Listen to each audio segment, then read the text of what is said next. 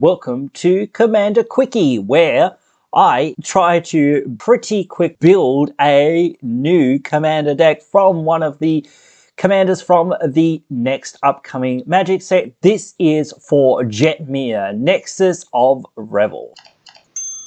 So Jetmir, Nexus of Revels is a 4-mana 5/4 cat demon, and he gives your creatures +1/+0, and they have vigilance as long as you control 3 or more creatures, +1/+0, and trample as long as you control 6 or more creatures, +1/+0, and double strike as long as you control 9 or more creatures. So this commander, I didn't really know what to do with it initially, and it's like that in a lot of these where I'm kind of like, well, what direction can I go in? It doesn't give you a lot of direction, and that's why I didn't really love it that much, but it is good in that sense that you can sort of do what you kind of want with it. So I decided to go down my typical route, I guess, for the most part, and build this as just like go wide tokens aggro style deck. So if you're not looking for that kind of deck, this isn't that kind of deck, but I will try to get through this build of this deck pretty quickly. As I said, these decks should be done pretty quick. This is a new thing that I'm trying to do here on the channel. Just do these quick deck techs, and yeah, we'll see how we go with that. But without further ado, we will get into the cards that I would think about putting in this deck. We want lots of token generating stuff like Adeline, Resplendent Cathar, Avenger of Zendikar, Scoot Swarm, Tender Shoot Dryad, these sorts of things, whatnot. We want Hero of Bladehold and cards like this. So we want a lot of God Eternal or Ketra style of effects. We want to play all these creatures that keep generating us more and more creatures. We want these Dragon Mother style effects that just make all of these creatures on our opponent's turn so that we can get to as many creatures as quickly as possible so that we can, get to the last ability on our commander, giving all of our stuff double strike and trample and whatnot, all of that. So all of that's going to be really good. So that's the best way that I was looking at it, to put all these things into this deck that just make tokens and whatnot. So that's the main route that we're going to go around with. I'm not going to go through too much of what I think ramp and whatnot you need to put in these style of decks, because this is one of the first decks that I'm doing. So I want to explain some of the key things about what I'm going to do in these deck lists and whatnot, and what I'm not going to do, because I could tell you guys to play Llanowar Elf, Sakura Tribe Elder, etc., 3 Visits, Nature's Law, etc., Cultivate, Kadama's Reach, or whatever, even though I said they're overrated or whatnot, whatever, but still, you should know that, in a sense, you should know what spells you kind of want to put in your ramp package. You should know, okay, cool, I'm in Naya colors, cool, I want, Temple Garden, and I want this land, and I want that land, I want, all the shop lands, I want all these other lands, all the lands coming in untapped, etc. I shouldn't have to go through all of that stuff with you guys, I don't think, to build a deck like this. So I'm not really going to go through any of that sort of stuff with this deck. I'm talking mainly about synergy cards and how we can take advantage of our synergies and whatnot. So let's get back into discussing some of the cards and whatnot. I think Reese the Redeemed also is an okay card. It doesn't generate things for free. That's one of the things that I think is really good about a deck like this, is generating those creatures for free.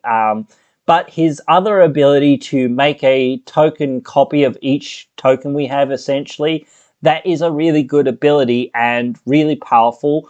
And it is multiple use, so that can be really useful as well. And it can be activated at instant speed. Plus, again, we really want to get to that 9, and we really want to keep 9 creatures and whatnot on our field, because we don't ever want to go go down and whatnot. Board wipes are going to happen. We might need to look at some ways of protecting our stuff or whatnot, or recurring our stuff. I would go for recurring your stuff more so than protecting your stuff. That's just the way that I look at things. I don't think Heroic Intervention is that amazing of a card. I know some people are going to be like on me about that, but again, I think I said that in another video a little while back, but I don't think it's really that good. It comes up too many times where you go, oh cool, the board wipe's already happened and now I've got this and now it doesn't really do anything, and whatnot. Whereas if you've got the thing that's recurring your stuff, yeah, it doesn't do anything now, but as soon as the board wipe happens, you're like, okay, cool, I'm glad I have this in my hand, you know.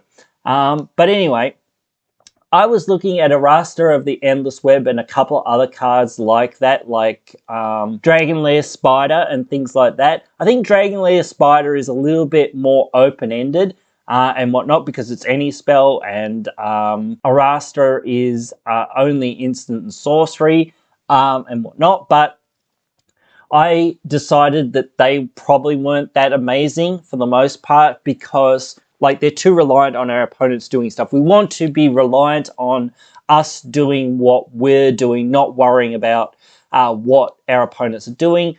Since we're making all of these tokens and whatnot, I was looking at Perforos, God of the Forge, and some of those cards like that. Of course, that's a way that you could go with this deck. I actually think Cranko would probably be okay in this deck. Wouldn't be terrible. There wouldn't be too many goblins, but again, there wouldn't be like none, and he could just like make one and that would still be good. Then he'd make two and that would still be okay. Then he'd make four, which starts becoming real good. But anyway, especially with like Perforos or cards like this, anytime we're generating tokens, we're just generating damage. So that can be really powerful and really good. So we want to look for effects like that, maybe, but that could be not the way that you guys want to do things.